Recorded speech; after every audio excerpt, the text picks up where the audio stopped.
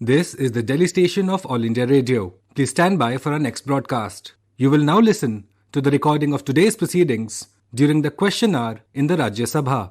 ये आकाशवाणी है. अभी आप आज राज्यसभा में प्रश्नकाल के दौरान हुए कार्यवाही की रिकॉर्डिंग सुनेंगे.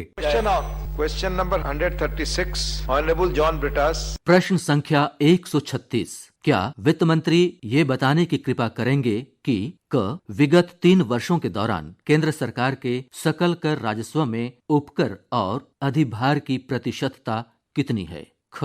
तत्संबंधी ब्यौरा क्या है? ग. क्या सरकार 15वें वित्त आयोग की सिफारिशों के अनुसार उपकर और अधिभार से प्राप्त राजस्व को विभाज्य पुल के एक भाग के रूप में शामिल करेगी? और घ. यदि नहीं तो इसके क्या कारण हैं? माननीय मंत्री श्री पंकज चौधरी, वित्त राज्य मंत्री. First supplementary. I'll request that be brief in questions and for minister also please be brief in reply. Sir, why is it that when it comes to me it's brief? To all. Yeah. To all. Sir, the answer given by the finance ministry is shockingly revealing. It shows the way in which our federal fiscal is managed. Sir, in 2 years' time, cess and surcharge collected by the center has almost doubled, sir. In 2 years' time, it has gone up to 7.0 lakh crore. No wonder the states are left to starve. My question to the Honorable Finance Minister, specific one, is it a fact that the 15th Finance Commission had recommended that the cess and surcharge should be made part of the divisible pool? If so, why is the Government of India not heeding on implementing the Finance Commission's recommendation? Thank you.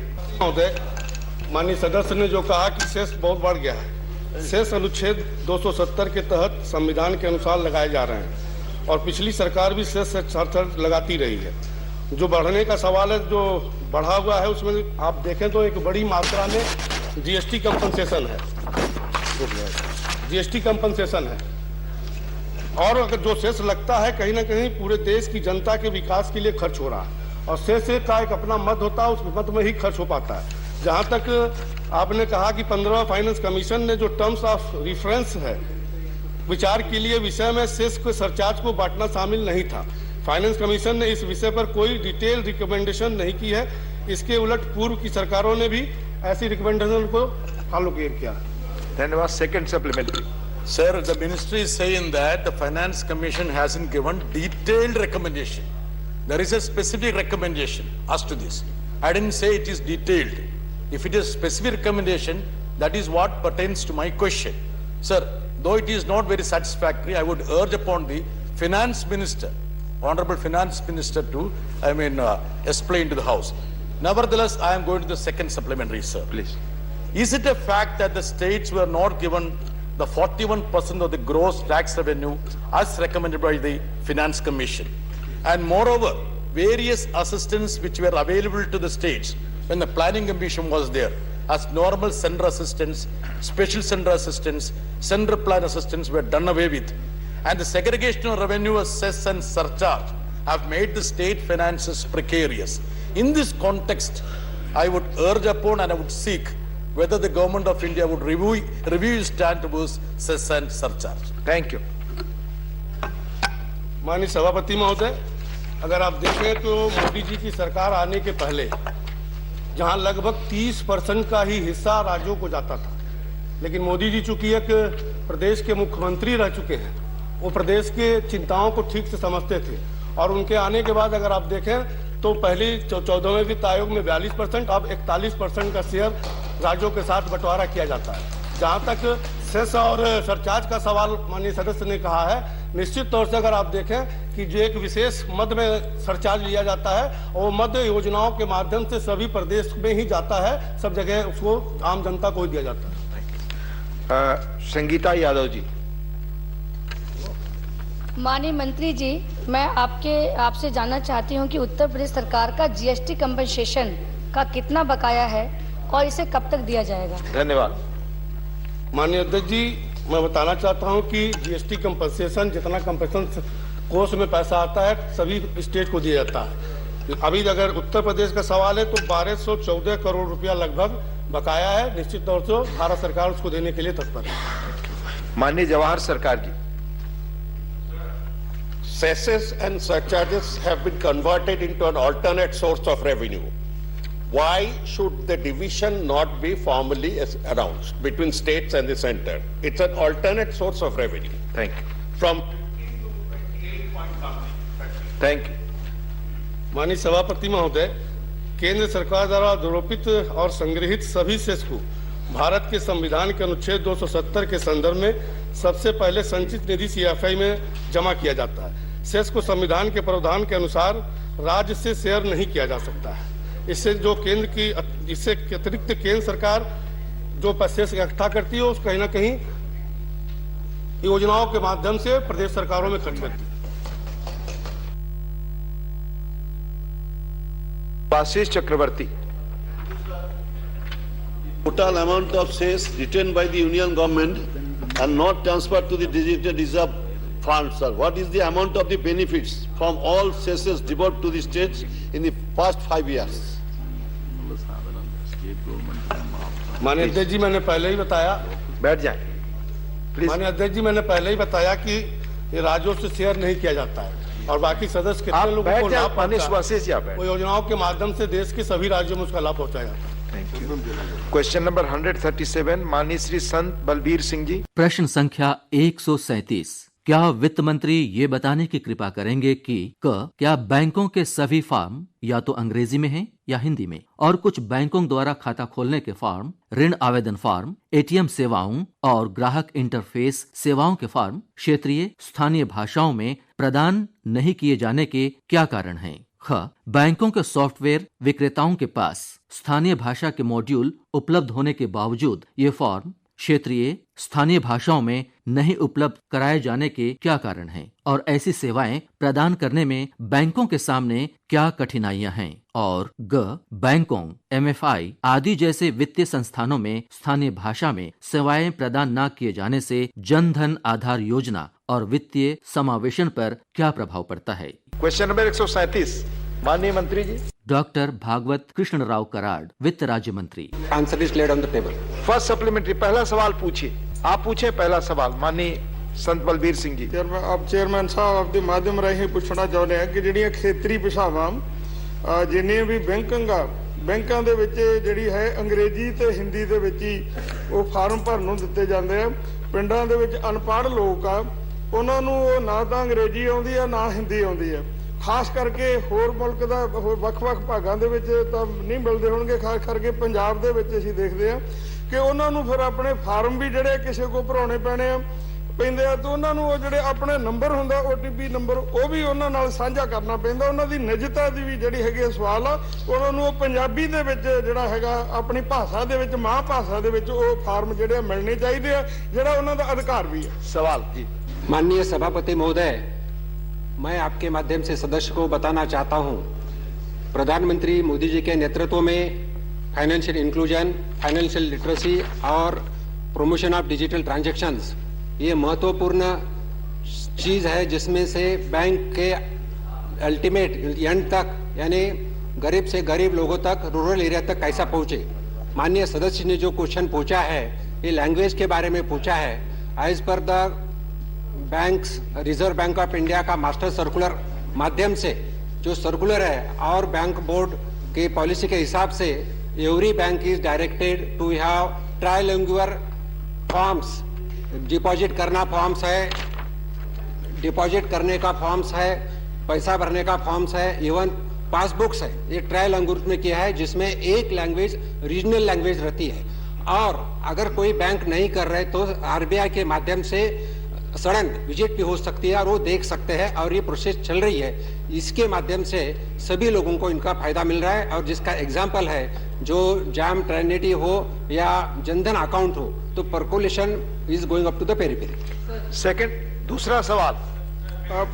ਸਾਡਾ ਕਹਿਣ ਦਾ ਮਤਲਬ ਹੈ ਕਿ ਸਾਡੇ ਇੱਥੇ ਨਹੀਂ ਮਿਲ ਰਿਹਾ, ਉਹਨਾਂ ਵਾਸਤੇ ਕੀ ਕਰ ਰਿਹਾ ਹੈ? माननीय मंत्री।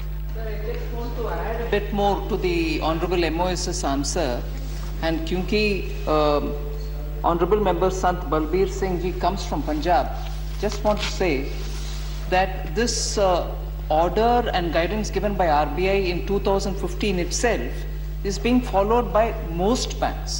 of trilingual, English, Hindi, and a local language, relevant local language. 9 public sector banks have already fully complied with it. But 3, and I therefore understand where the minister, where the honourable member coming from Punjab has a concern. The 3 public sector banks which are in the process of doing it are Indian Bank, Punjab National Bank, and Punjab and Sindh Bank. Because Punjab National Bank, Punjab and Sindh Bank probably are more widely prevalent in Punjab, he is expressing a genuine concern, but the work is in process. It will be done in Punjabi. Thank you. दूसरा सवाल पूछ।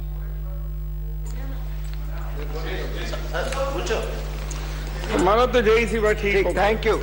Thank you. माननीय Dhananjay Mahadik. Thank you, sir. I would like to know from the finance minister through you, sir, as we all are aware that 80% of Indian population rests in rural India, sir. What are the steps taken by the government of India to provide quality services in rural periphery of India, sir? Thank you. धन्यवाद। माननीय सभापति महोदय, आपके माध्यम से मैं सदन को बताना चाहता हूं, ग्रामीण एरिया में अच्छी सी अच्छा बैंकिंग सेवा मिले, इसलिए बैंक करस्पॉन्डेंट्स रखे हैं जिनका दौरा 5 किलोमीटर तक रहता है।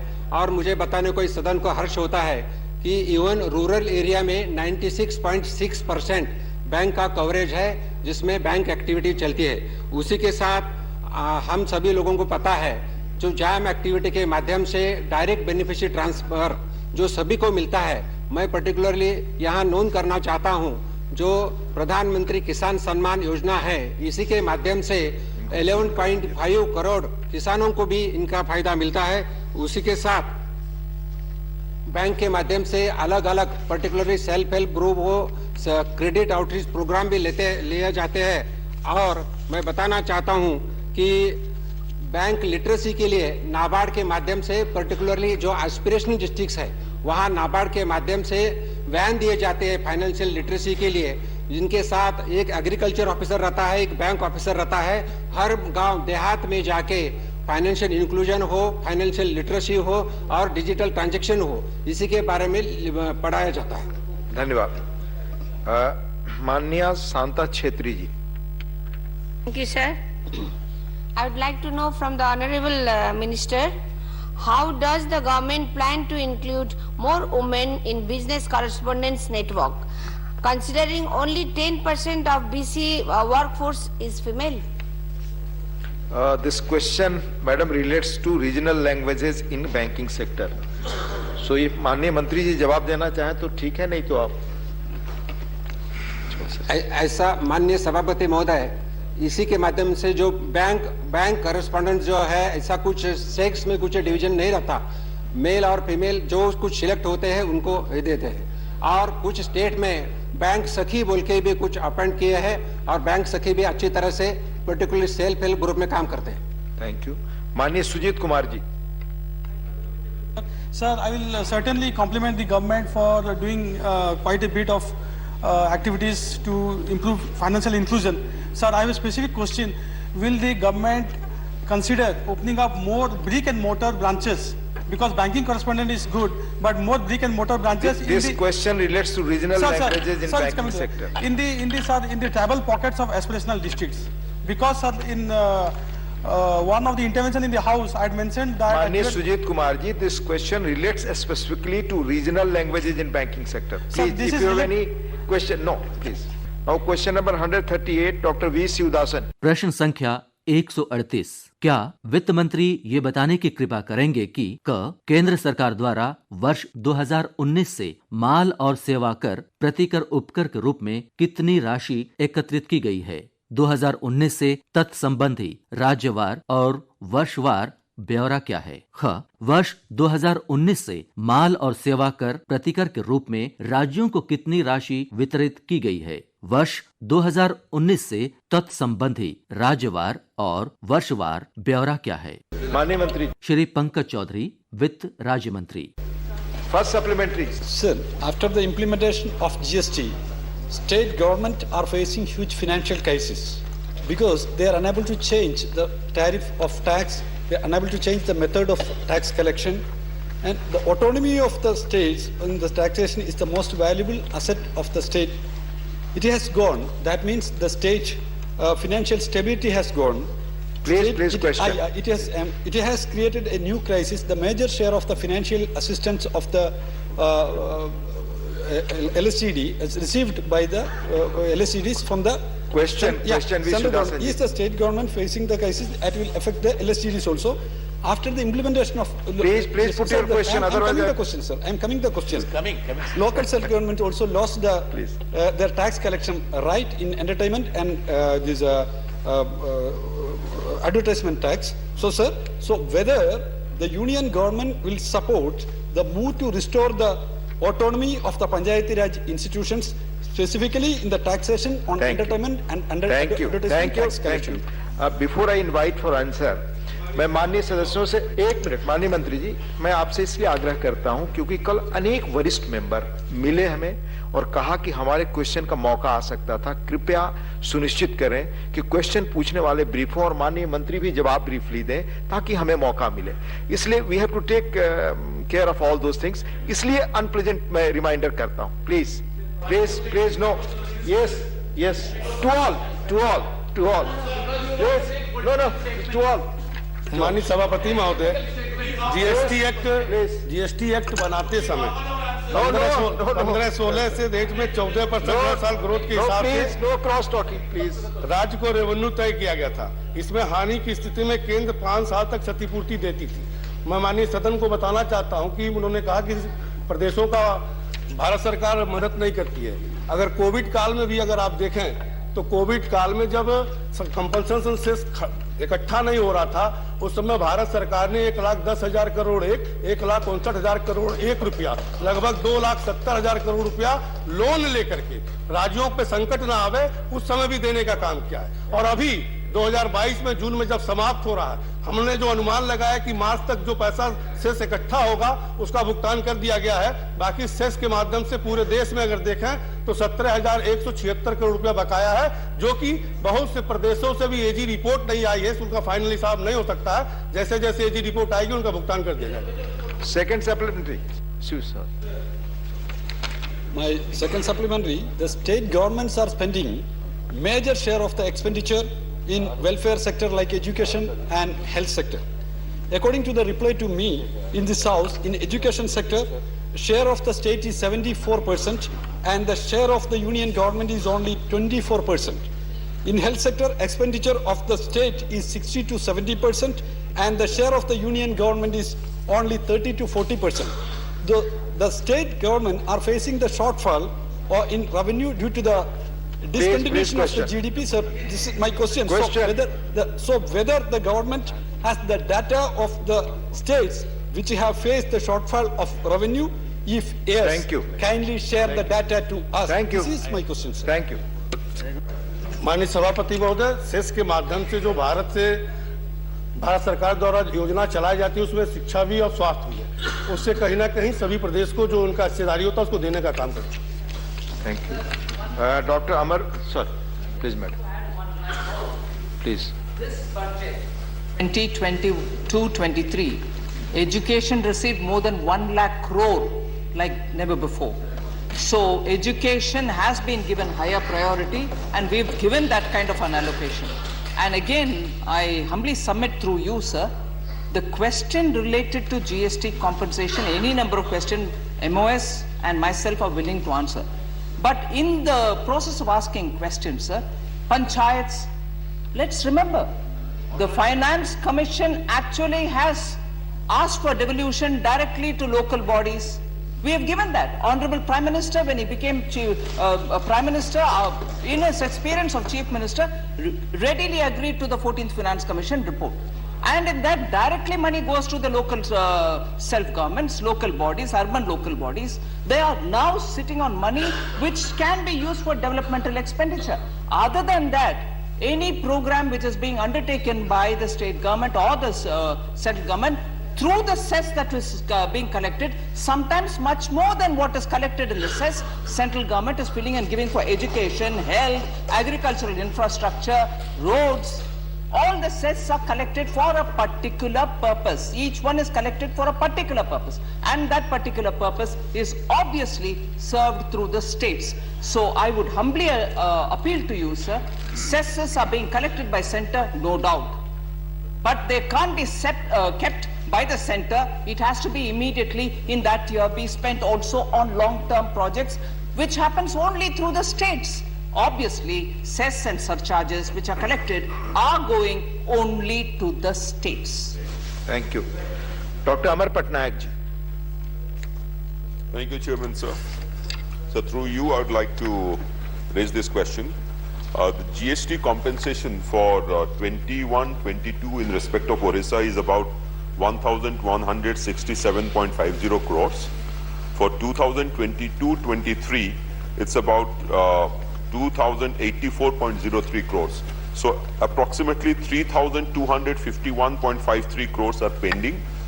In the month of June and in the month of September, the state government had approached the central government. My question is, when can we expect to get this money? Thank you so much. Thank you. माननीय अध्यक्ष जी, मैंने पहले ही कहा कि भारत सरकार कहीं न कहीं सभी राज्यों का 5 साल तक कंपनसेशन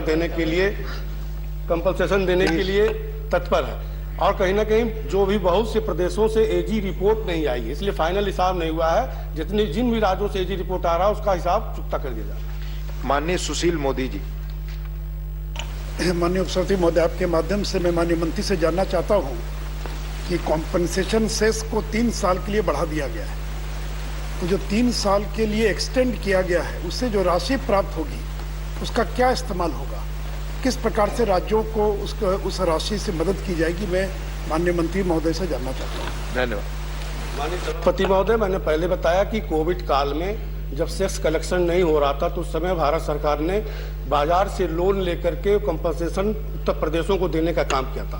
वो कंपनसेशन से जो लोन लिया गया है उस लोन को भी चुकता करना है और उसका जो ब्याज है उसको भी चुकता करना है। जब तक वो चुकता होगा तब तक ये चलता रहेगा। माननीय P Wilson. I ask this question in Tamil. மாண்புமிகு நிதியமைச்சர் அவர்களே, தமிழ்நாடு அரசுக்கு சேர வேண்டிய ஜிஎஸ்டி பாக்கி தொகை ரூபாய் 10,879 கோடி எப்பொழுது தருவீர்கள்? இது 2020 ஆண்டு முதல் 2023 ஆண்டு வரை உள்ள பாக்கி தொகையாகும். நன்றி, வணக்கம். Honorable member asked the question in Tamil. I like to reply. Incidentally, even in the Lok Sabha during the supplementary demand for grants, this question was raised. About 4,200 and odd amount for which. What is the question you would like to know? The question was, there is something like approximately 10,000 crores due on compensation cess grounds, GST compensation cess grounds for Tamil Nadu. And the honorable member is asking as to when I will give it all. The ministry will give it for them. First of all, sir, this 10,000 is an amount which I want to say cannot be treated as a due even if they have a number to say this is how it is, because as regards 4,244, a lump sum amount for which utilization reached only 10 days ago, I will have to double check on the utilization, and then the moment it's all done, it's cleared. But for 21-22, if I know right, the utilization certificate from Tamil Nadu has not yet come to us. Subject to correction, sir. I remember, and I'm saying from the answer I've given in the Lok Sabha also. And for the year 22-23, April 1st onwards till June when claims are being made, even for that the utilization certificate has not come.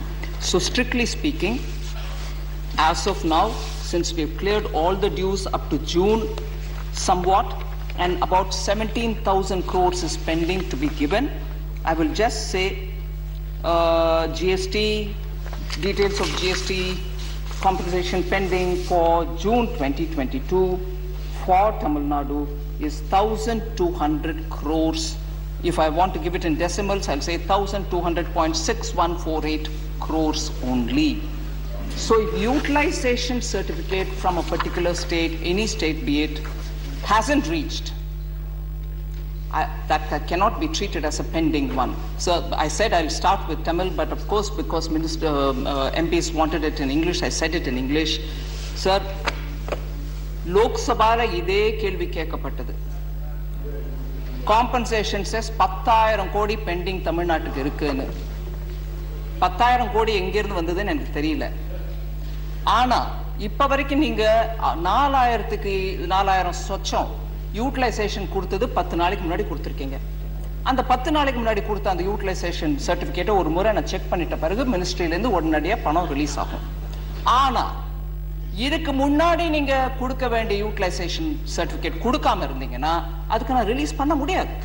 Utilisation சர்டிபிகேட்டை எவ்வளவு சீக்கிரம் நீங்க கொடுத்து அனுப்பீங்களோ அவ்வளவு சீக்கிரம் நாங்க கிளியரும் பண்ணுவோம். ஆனா குத்து மதிப்பா 10,000 கோடி அப்படின்னா என்கிட்ட அந்த மாதிரி நம்பர் இல்ல.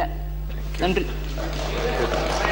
क्वेश्चन नंबर 139 ऑनरेबल श्री कनक मेदला रविंद्र कुमार। प्रश्न संख्या 139, क्या रसायन और उर्वरक मंत्री ये बताने की कृपा करेंगे कि उन उर्वरक संयंत्रों का ब्यौरा क्या है जो वर्षों से बंद पड़े थे और जिन्हें हाल ही में चालू किया गया है? अब तक बंद पड़े इन उर्वरक संयंत्रों को फिर से शुरू करने के परिणाम स्वरूप होने वाले उर्वरकों के संभावित उत्पादन की मात्रा का ब्यौरा क्या है? और यदि इन उर्वरक संयंत्रों के पुनरुद्धार पर कोई निधि खर्च की गई है तो उसका ब्यौरा क्या है? माननीय मंत्री जी। भगवंत खुबा, रसायन एवं उर्वरक राज्य मंत्री। पर रखा गया है। पहला सप्लीमेंट्री माननीय Ravindra Kumar. From the perusal of the answer, it can be seen that the production of capacity, all the 4 revived plants have similar production capacity. I would like to know from the Honorable Minister whether there has been any substantial increase in the production capacity in all the revived plants, or their production capacity is still in the same what it was before the revival. Chairman sir, deputy chairman sir, माननीय सदस्य का 4 fertiliser company का प्रारंभ हो चुका है, रामागुंडम और गोरखपुर और सिंदरी और बरौनी का। तो चारों का सिमिलर मतलब 12.7 लाख मेट्रिक टन की क्षमता का हर सालाना करना है। तो उसी क्षमता के अंदर अभी काम चालू किया है। कुछ अपना कंपनीज जो स्टार्टिंग में चालू होता है तो कुछ टीथिंग प्रॉब्लम रहता है, तो वो भी सॉल्व करके सालाना 12.7 के हिसाब से अभी चालू हो चुका है सब। Second supplementary. Sir, from the perusal of the answer, one can easily understand that the heavy cost has been incurred in reviving these 4 plants. I would like to know from the Honorable Minister, subsequent to the revival of these plants, whether import of fertilizers and urea has reduced to a considerable extent or not. Thank you. Deputy chairman sir, plant की लागत corona के वजह से और कारणों की वजह से लागत तो बढ़ चुकी है, लेकिन अभी माननीय सदस्य का जो यूरिया के ऊपर जो एक्सपेंडिचर के जो बात कर रहे हैं, तो इंटरनेशनल मार्केट में यूरिया का भाव बहुत अप डाउन होने के कारण देश के इंपोर्ट और गैस की इंपोर्ट की भी कीमत बढ़ने की वजह से किसानों को रेट के ऊपर ज़्यादा बोझ न बढ़े, किसानों को जो 260 रुपीस पर बैग देने का था, वही बैग में आज भी देश के किसानों को भारत सरकार, नरेंद्र मोदी सरकार दे रही है। तो निश्चित रूप से अंतर्राष्ट्रीय स्तर का रेट बढ़ने की वजह से बजट के अंदर उसके ऊपर खर्च की बढ़ चुकी है। धन्यवाद। माननीय अशोक कुमार वाजपेयी, प्लीज। माननीय अध्यक्ष महोदय, ये यूरिया फर्टिलाइजर का प्रश्न बहुत महत्वपूर्ण प्रश्न है। जैसा सम्मानीय सदस्य ने पूछा है कि यूरिया फर्टिलाइजर की रिक्वायरमेंट के अनुसार प्रोडक्शन है कि नहीं है। माननीय अध्यक्ष महोदय, मैं आपके माध्यम से सदन को ये बताना चाहूँगा, देश को भी बताना चाहूँगा कि यूरिया फर्टिलाइजर का कंजप्शन प्रतिवर्ष देश में 325 से 350 लाख मेट्रिक टन होता है। 240 से 245 lakh metric tonne indigenous production होता है। 70 से 80 लाख मेट्रिक टन हमें इंपोर्ट करना पड़ता है। ये इंपोर्ट पर डिपेंडेंसी कम हो, इसलिए प्रधानमंत्री मोदी जी ने तय किया कि देश में ही उर्वरक का प्रोडक्शन हो, यूरिया का प्रोडक्शन हो। इसलिए 5 प्लांट 2016 में रिवाइवल के लिए एक डिसीजन लिया गया। उसमें से 4 प्लांट, 2 प्लांट का इनॉग्रेशन किया गया, रामागुंडम और गोरखपुर राष्ट्र को समर्पित किया गया। सिंदरी और बरूनी दोनों का प्रोडक्शन चालू हो चुका है, थोड़े दिन में उसका भी इनॉग्रेशन किया जाएगा। और तालचर प्लांट है, उसका भी काम तेजी से चल रहा है और 2022 तक पूरा हो जाएगा। माननीय अध्यक्ष महोदय, मैं आपके माध्यम से विशेष ये बताना चाहता हूँ कि मोदी गवर्नमेंट किसानों के प्रति कमिटेड गवर्नमेंट है। फर्स्ट क्वार्टर 2022 और सेकंड क्वार्टर में फर्टिलाइजर की प्राइस एकदम बढ़ गई और इंटरनेशनल प्राइस बढ़ने से एक डीएपी बैग की प्राइस 4000 रुपया हो गई और हम किसान को 1350 रुपये देते थे। ऐसी स्थिति में प्रधानमंत्री जी ने हमें आदेश दिया, यूरिया की प्राइस भी वैसे ही बढ़ी, वो भी 4000 के नजदीक हो गई और वो हम 266 रुपीज में एक बैग देते हैं। यानी कि उस वक्त ये समय आया था कि क्या हम प्राइस बढ़ाए किसान के पर या तो सब्सिडी बढ़ाए।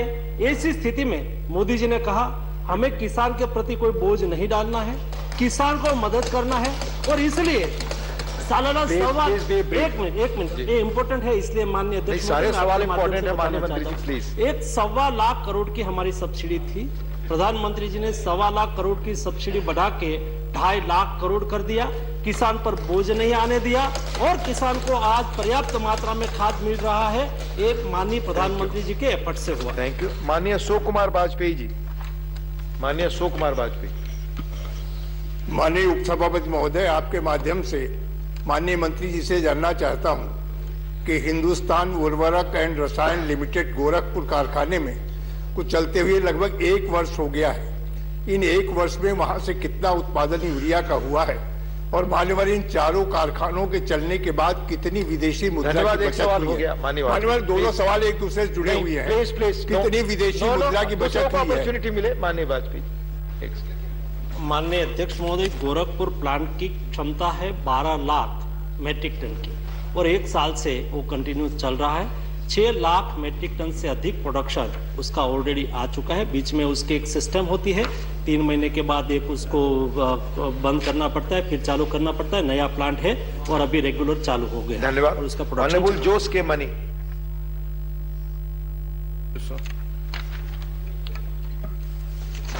So, fertilizer import from Russia have seen a sharp increase this year, making Russia India's top supplier.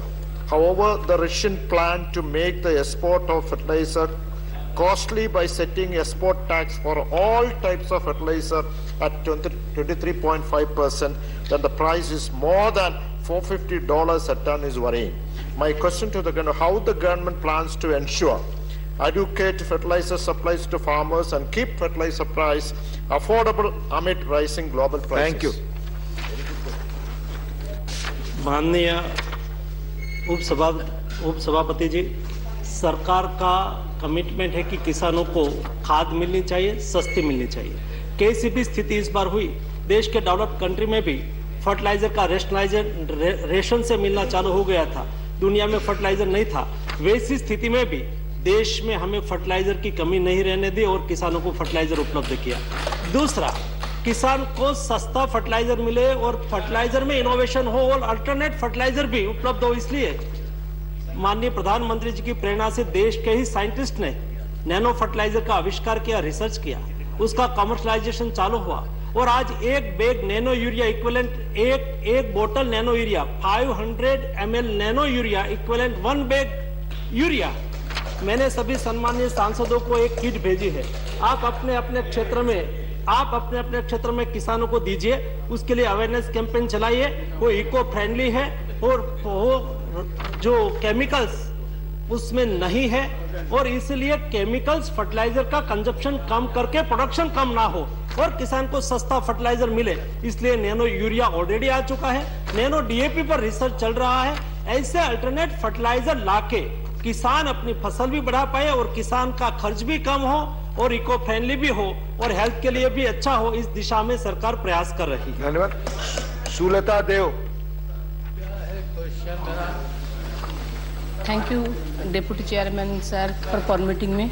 मैं आपके माध्यम से माननीय मंत्री से ये जानना चाहती हूँ कि भारतवर्ष में पहला जो urea plant based on coal gasification technology वो हमारे अनुगुल डिस्ट्रिक्ट की तालचर का है।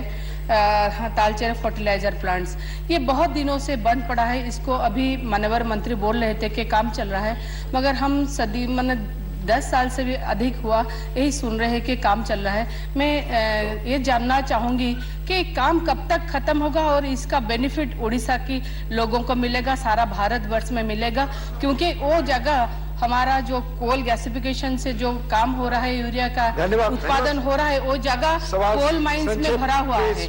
Thank you so much sir. Thank you. माननीय अध्यक्ष महोदय, यूरिया प्लांट में 70% उसका फीड गैस होता है या तो कोल गैस होता है। ज्यादातर विश्व में प्लांट वो गैस बेस्ड प्लांट है। एक नया प्रयोग है क्योंकि देश में कोयला उपलब्ध है, तो कोयला का उपयोग करके coal based gasification plant Talcher में हम बना रहे हैं। नई टेक्नोलॉजी का प्लान है, ऑलरेडी गति से काम चालू हो रहा है। बीच में थोड़ा समय कोविड क्राइसिस की वजह से 1.5 साल तक काम थोड़ा सा रुका था, लेकिन हम उसको बहुत गति से काम आज के दिन में चालू कर दिया है। हमारा अभी आज के दिन में प्लानिंग है कि 2024 सितंबर तक हम ये प्लांट का काम पूरा कर देंगे और वहां से खाद्य उत्पादन होके इस क्षेत्र में मिलना चालू हो जाए। धन्यवाद। क्वेश्चन नंबर 140 माननीय श्री मुकुल वासनिक जी। प्रश्न संख्या 140। क्या स्वास्थ्य और परिवार कल्याण मंत्री ये बताने की कृपा करेंगे कि क्या ये सच है कि स्वास्थ्य डाटा प्रबंधन नीति के अंतर्गत रोगियों के स्वास्थ्य संबंधी आंकड़े बीमा कंपनियों और दवा कंपनियों के साथ साझा किए जाते हैं? क्या साझा किए गए आंकड़ों के उपयोग के संबंध में सीमाएं तय की गई हैं? और यदि हाँ तो तत्संबंधी ब्यौरा क्या है, और यदि नहीं तो इसके क्या कारण है? माननीय मुकुल वासनिक जी नॉट प्रेजेंट। माननीय मंत्री जी। स्वास्थ्य एवं परिवार कल्याण राज्य मंत्री doctor Bharati Pravin Pawar. Sir answer is first supplementary माननीय हरनाथ सिंह यादव जी। माननीय उपसभापति जी, स्वास्थ्य बीमा कंपनियां बीमा करते समय नागरिकों को अनेक प्रकार के शब्दवाग दिखाती हैं, परंतु जब कोई बीमा धारक अपने उपचार हेतु कोई दावा पेश करता है तो स्वास्थ्य कंपनियां बीमा धारक के भुगतान में अनेक प्रकार की अड़चनें खड़ा करती हैं। मैं माननीय मंत्री जी से जानना चाहता हूं, क्या देश में स्वास्थ्य बीमा धारकों के दावों के सापेक्ष वास्तविक भुगतान की स्थिति अत्यंत कम है? यदि हाँ तो क्या सरकार बीमा धारकों के दावों के सापेक्ष 100% भुगतान कराने के लिए आवश्यक कार्रवाई करेगी? धन्यवाद। सर आपके माध्यम से मैं माननीय सदस्य को ये अवगत कराना चाहती हूँ कि हमारी जो हेल्थ डेटा मैनेजमेंट पॉलिसी से रिलेटेड ये सवाल है और इनका सवाल इंश्योरेंस कंपनी को लेके है।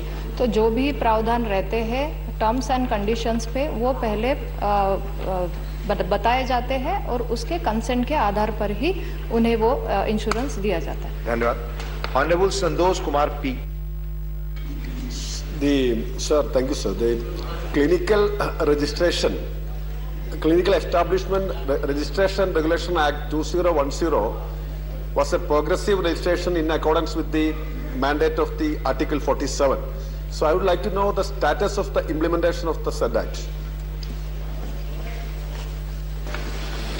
आदरणीय डिप्टी चेयरमैन सर, जैसे कि सवाल है हेल्थ डिजिटल मैनेजमेंट पॉलिसी और आदरणीय सदस्य का सवाल है क्लिनिकल एस्टेब्लिशमेंट एक्ट के तहत। सर ये क्लिनिकल एस्टेब्लिशमेंट एक्ट के तहत अलग अलग रूल्स जो है वो हर एक स्टेट को दिए जाते हैं। सर स्टेट अपने हिसाब से उसे मैंडेटरी करते हैं, अदरवाइज स्टेट अपने भी खुद के बनाते हैं। सर जैसा सदस्य ने चिंता जताई कि क्या ये फॉलो करते हैं कि नहीं, तो ये स्टेट की रिस्पॉन्सिबिलिटी है। उसमें जो भी प्रावधान दिए हैं कि जैसे डॉक्टर्स का उस हॉस्पिटल के कुछ ऑपरेशंस है, कुछ प्रोसीजर्स है, उसका मैंडेटरी करना है, इसके रेट्स लगाना है। सर ये सारे प्रावधान उस क्लिनिकल एस्टेब्लिशमेंट एक्ट में आते हैं और उसके तहत वो स्टेट उसे मॉनिटर करते हैं। सर धन्यवाद। सर हमारे भारतीय बहन ने बहुत अच्छा रिप्लाई दिया है। क्लिनिकल एस्टेब्लिशमेंट एक्ट भारत सरकार ने पास किया था। और क्लिनिकल एस्टेब्लिशमेंट एक्ट सभी स्टेट गवर्नमेंट उसका इम्प्लीमेंटेशन करे, इसलिए सभी स्टेट गवर्नमेंट को अपनी असेंबली से उसको पास करना होता है। कई स्टेट ने उसको किया है, कई स्टेट ने उसको इम्प्लीमेंटेशन नहीं किया है। मेरा सुझाव है कि बहुत महत्वपूर्ण एक्ट है, सभी और माननीय सम्मानीय सदस्य अपने अपने स्टेट में उसका इम्प्लीमेंटेशन कराए तो देश के लिए अच्छा होगा। धन्यवाद। माननीय राघव चड्ढा। हाँ, माइक ऑन है, कभी ये ऑन हो रहा है, कभी ऑन, आपके सामने ऑन है, सामने से प्लीज सवाल। सर, अभी कुछ ही दिन पहले हमने देखा कि एम्स में एक बहुत बड़ा डेटा ब्रीच हुआ। एम्स वो संस्था है सर जिसमें तमाम नेताओं के, यहाँ बैठे कई नेताओं के, जजों के, सबके हेल्थ रिकॉर्ड्स हैं, और उस एफआईआर में ये बताया गया कि चीन द्वारा वो डेटा ब्रीच किया गया। सर, अभी हमने गलवान से लेकर तवांग तक चीन का दुस्साहस देखा।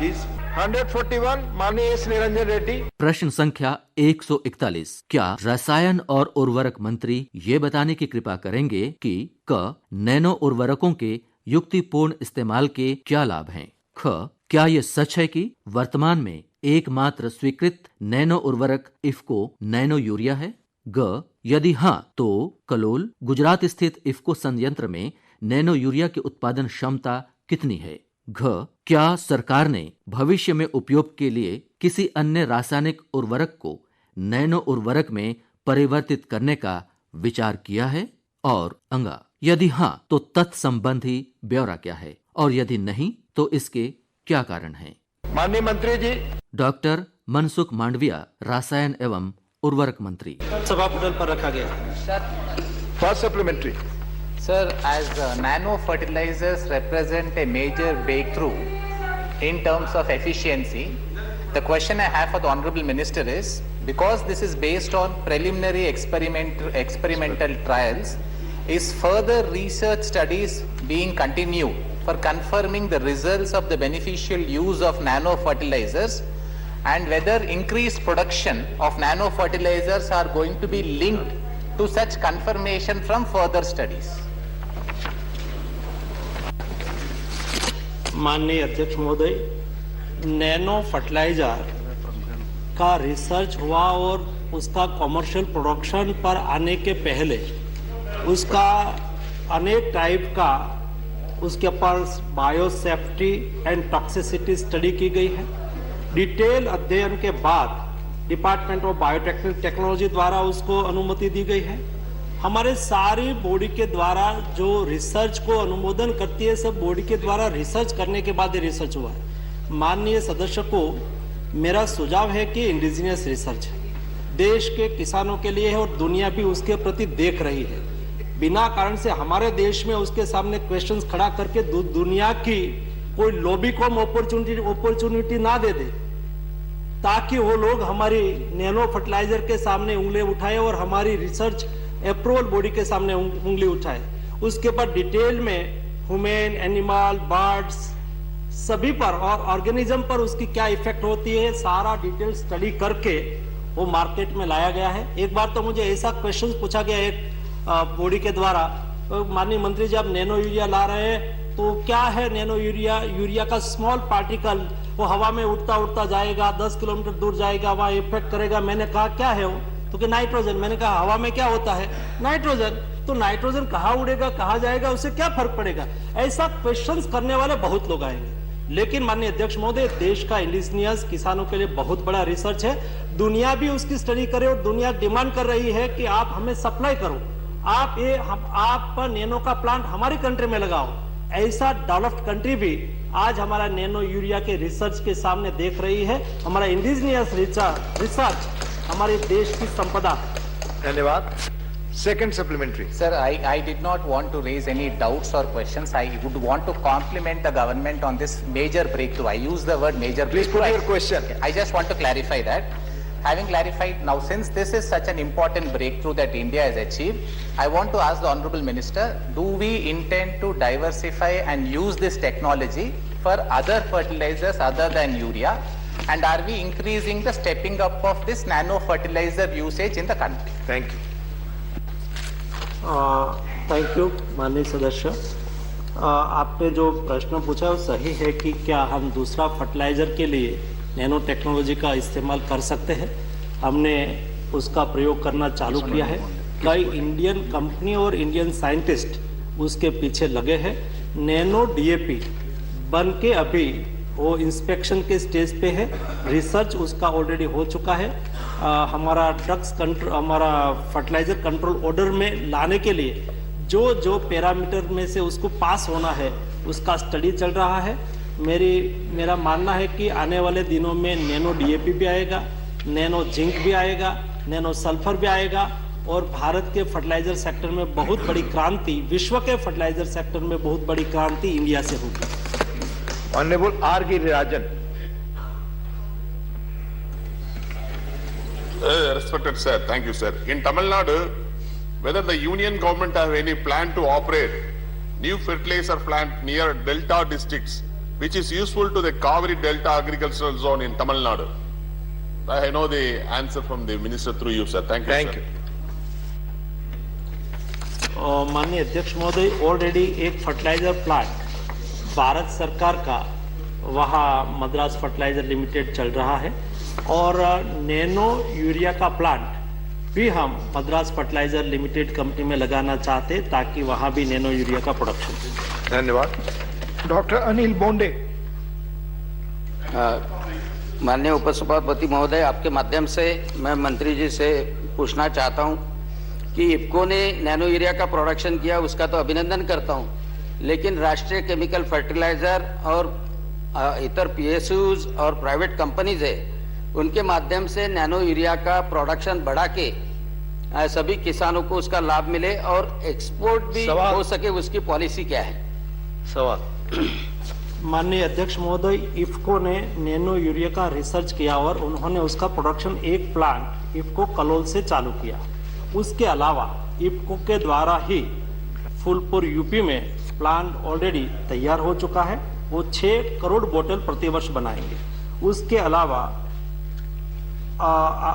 उस एक दूसरा प्लांट इफ्को लगा रहा है ओनलम में, पंजाब में भी लगा रहा है, झारखंड में भी लगा रहा है, आसाम में भी लगा रहा है और विदेश में भी कई कंट्री की ओर से डिमांड आई है, लेकिन उसके पर विचार चल रहा है।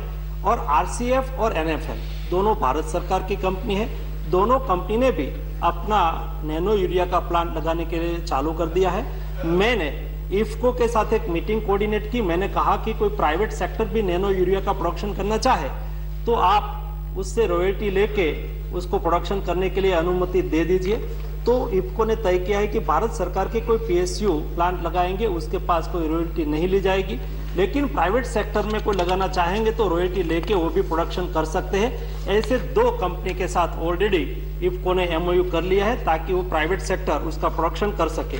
आज के दिन में कुल 1 प्लांट चालू हो चुका है और 2025 तक ऐसे 8 प्लांट चालू होने के लिए तैयारी कर चुके हैं और 2025 एंड तक 44 करोड़ बोतल का उत्पादन देश में इंडिजिनियस होगा, जो हमारा देश की यूरिया को वो रिप्लेस करेगा। धन्यवाद।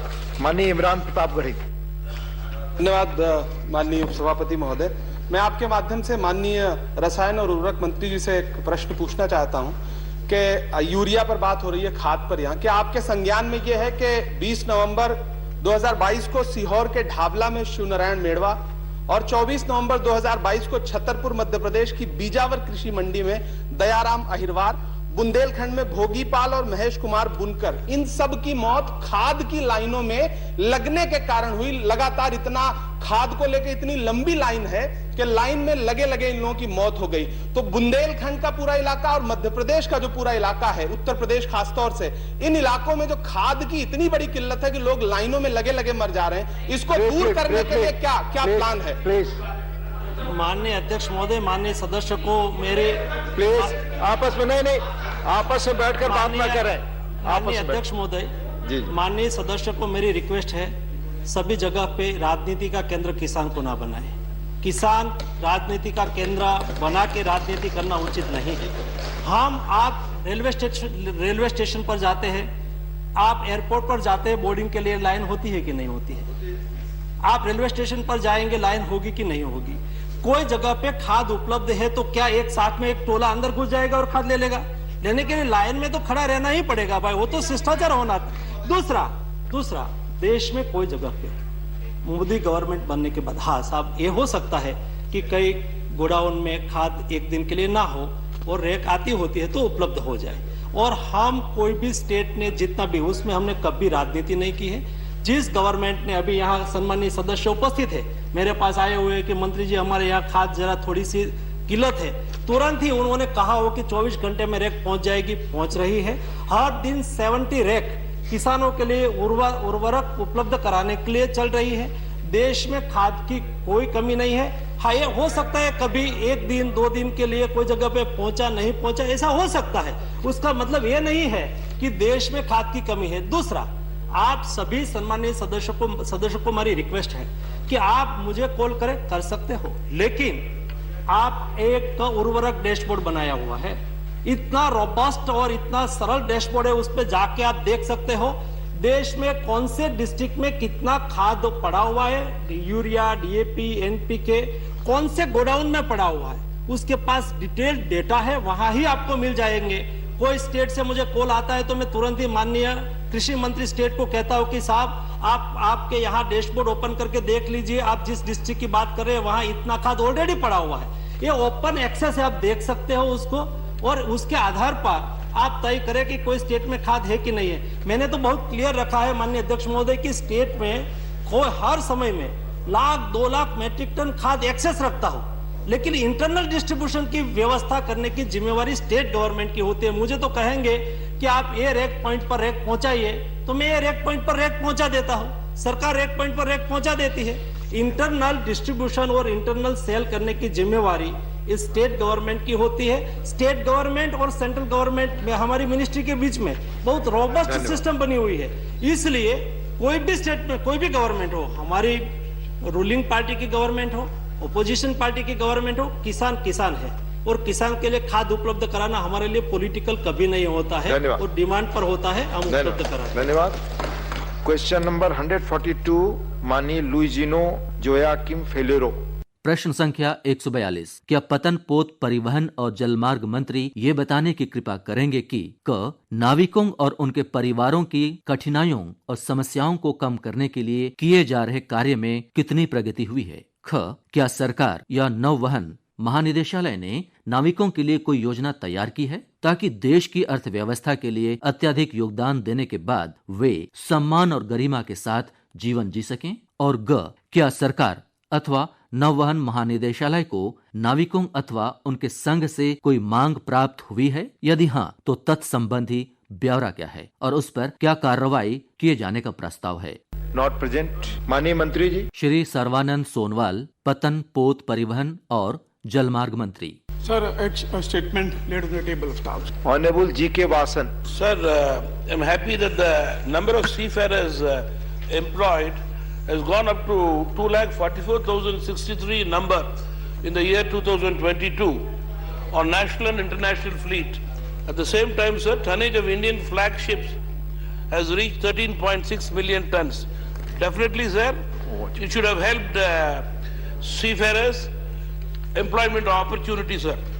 I congratulate the ministry and minister for that, sir. Please At the very same time, sir, very pointed question to the honorable minister. Psychological assistance is very much need in the distress for seafarers, and enhancement of the skill development of seafarers are very important. What are the steps taken by the honorable minister for this important subject? धन्यवाद sir. माननीय मंत्री जी। आदरणीय उपसभापति महोदय, जो सवाल नाविकों के सिलसिले में इस हाउस में लाया गया है, मैं पहले तो संसद जी को मैं धन्यवाद देता हूं, क्योंकि सीफेयर हमारे लिए बहुत महत्वपूर्ण है और हमारे मैरीटाइम ट्रेड को आगे बढ़ाने में वो बहुत बहुत महत्वपूर्ण भूमिका लेते हैं। तो उनकी कल्याण के लिए जो योजना बनाई गई है उसको भारत सरकार की द्वारा निष्ठापूर्वक लागू किया गया है। तो हमारे आदरणीय संसद जी ने जो सवाल की है, उनकी साइकोलॉजिकल, उनकी मोटिवेशन के लिए स्किल डेवलपमेंट में हम लोगों ने क्या प्रोग्राम ले रखी है, इस पर मैं नहीं बताना चाहता हूं। टीम बिल्डिंग और motivational programme conducted for cadets and faculty of pre-C MTIs, amount spent nearly 20 lakhs, estimated number of seafarer and faculty benefited hundreds. So this is how we impart the training. Psychologically, we do like motivate them so that they feel always fresh and energetic.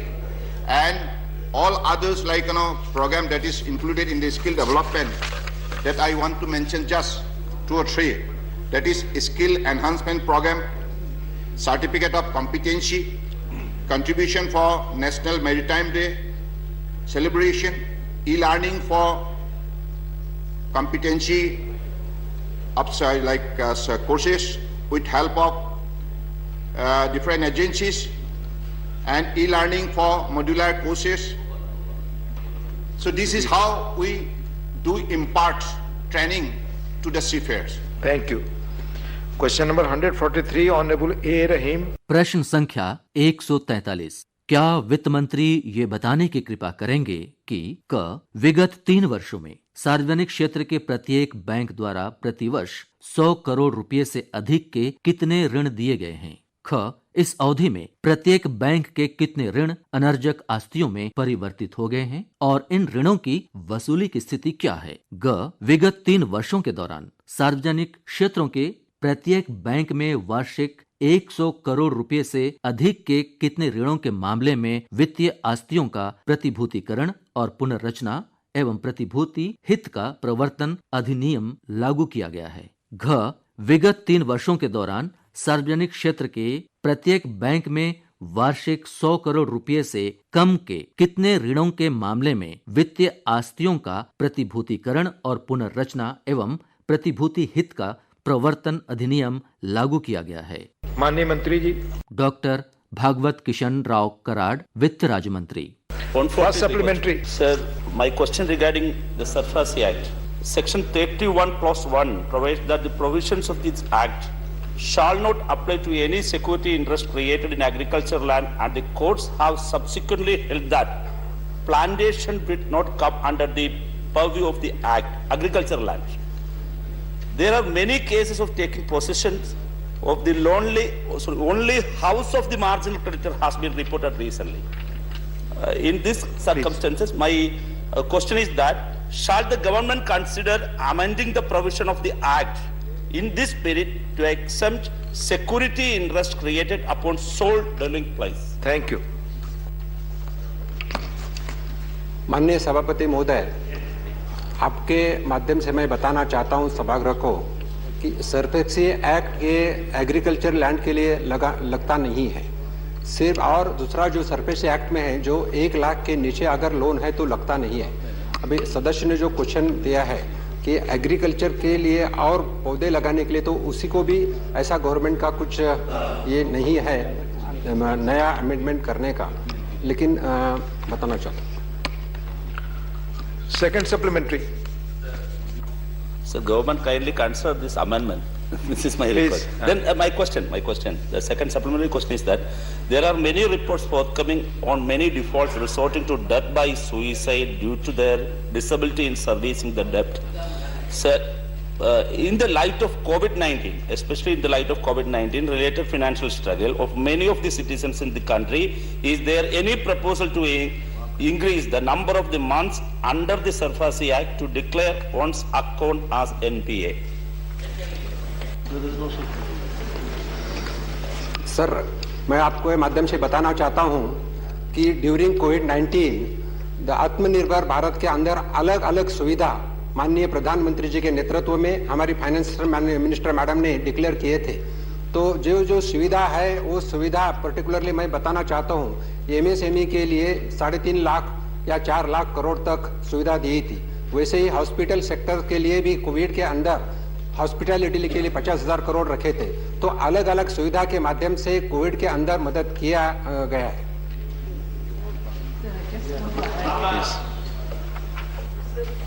COVID related issue which leads to any kind of problem in the repayment was addressed at that time itself, sir, by having very clearly brought about the announcement of a moratorium and also action not be taken for problems which has exclusively arisen out of COVID.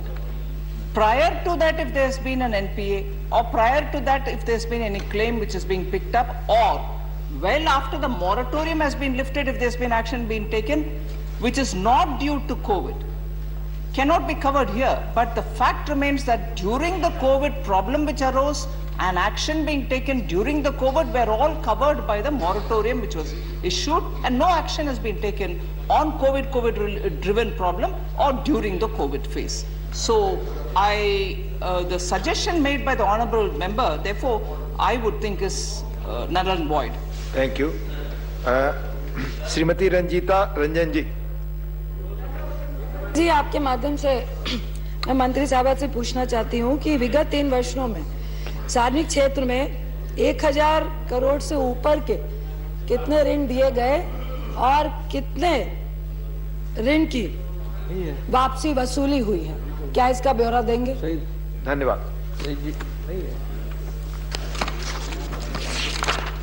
Question माननीय सभापति महोदय, ये जो question है वो सिर्फ 100 करोड़ के ऊपर कितना लोन दिया है और उसका रिकवरी कितना है इसके बारे में है। अगर सदस्य जानना चाहते हैं 1000 करोड़ के ऊपर तो उसको सूची में उनको प्राप्त कर दूंगा। धन्यवाद। Next question 144 Shrimati Geeta alias Chandraprabha. प्रश्न संख्या 144। क्या रसायन और उर्वरक मंत्री ये बताने की कृपा करेंगे कि विगत 2 वर्षों के दौरान देश में कुल कितने प्रधानमंत्री जन औषधि केंद्र खोले गए हैं? क्या सरकार अस्पताल परिसर में प्रधानमंत्री जन औषधि केंद्र खोलने पर 5 लाख रुपए तक की वित्तीय सहायता प्रदान कर रही है? वर्ष 2024 तक देश में कुल कितने जन औषधि केंद्र खोलने का लक्ष्य है? और प्रधानमंत्री जन औषधि केंद्रों के माध्यम से देश के आम लोगों को दिए जा रहे लाभ का ब्यौरा क्या है? माननीय डॉक्टर मनसुख मांडविया, रसायन एवं उर्वरक मंत्री। मैं आपके माध्यम से माननीय मंत्री जी से जानना चाहती हूँ, क्या ग्रामीण क्षेत्रों में विशेष रूप से जन औषधि केंद्र खोले जा रहे हैं? माननीय अध्यक्ष महोदय, ये बहुत महत्वपूर्ण प्रश्न है। मोदी जी ने कहा था कि हमारे देश में कोई गरीब बिना दवा से उसके यहाँ मृत्यु की नौबत नहीं आनी चाहिए, उसमें से निकली हुई ये स्कीम है।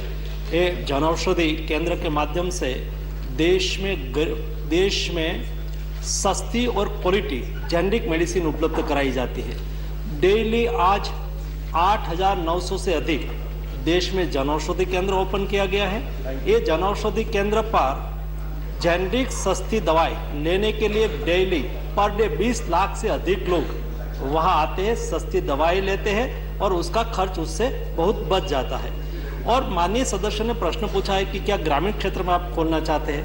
माननीय अध्यक्ष महोदय, एक ऐसा मॉडल हमने बनाया है जिस मॉडल में कोई भी प्राइवेट व्यक्ति जनऔषधि केंद्र खोलना चाहे तो उसके पास फार्मासिस्ट हो और प्रीमाइसिस हो, और रूल्स रेगुलेशन के मुताबिक हम उसको अप्रूवल देते हैं और 20% कमीशन भी देते हैं। कोई भी व्यक्ति जनऔषधि केंद्र खोलना चाहे तो अवश्य अप्लाई करें। जनऔषधि केंद्र खोलने से उसको 20% आमदनी होगी, यानी कि उसकी इनकम भी होगी, गरीब और मध्यम वर्ग की सेवा भी होगी। दृष्टि से जनऔषधि केंद्र देश में बहुत महत्वपूर्ण है। सेकंड सप्लीमेंट्री, दूसरा सवाल। मैं माननीय मंत्री जी से जानना चाहती हूँ, क्या महिलाओं को जन औषधि केंद्र खोलने हेतु वित्तीय सहायता उपलब्ध कराई जा रही है? धन्यवाद।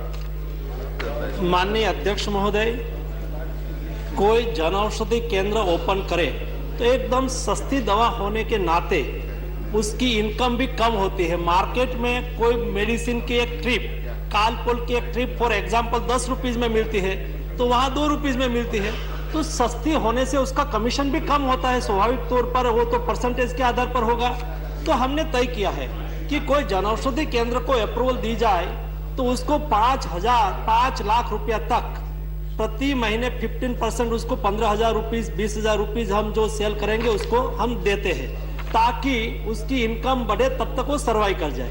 हमने ये निर्णय लिया है कि कोई महिला जनऔषधि केंद्र ओपन करना चाहे, कोई SC ST के कैंडिडेट जनऔषधि केंद्र ओपन करना चाहे, कोई हिमालयन रेंज या तो जिसको जो इस क्षेत्र के स्टेट है हिमालयन रेंज के, वहां कोई जनऔषधि केंद्र ओपन करना चाहे तो 5 लाख प्लस 2 लाख हम एडिशनल देते हैं। ताकि ऐसे लोगों को भी जनौषधि केंद्र ओपन करके अपनी इनकम करने का अवसर मिले, गरीबों की सेवा करने का अवसर मिले। Now it's 1 o'clock. Honorable members, House stands adjourned till 2 p.m. अभी आप आज राज्यसभा में प्रश्नकाल के दौरान हुए कार्यवाही की रिकॉर्डिंग सुन रहे थे। You were listening to the recording of today's proceedings during the question hour in the Rajya Sabha. This broadcast came to you from the Delhi station of All India Radio.